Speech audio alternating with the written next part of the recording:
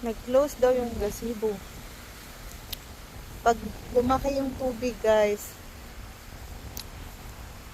ano siya?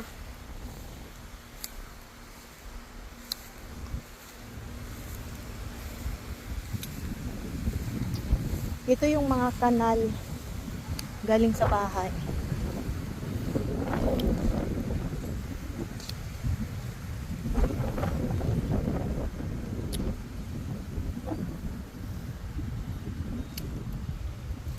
Minsan dito gaganda.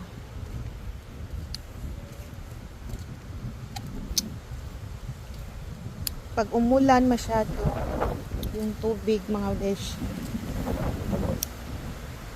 hanggang dito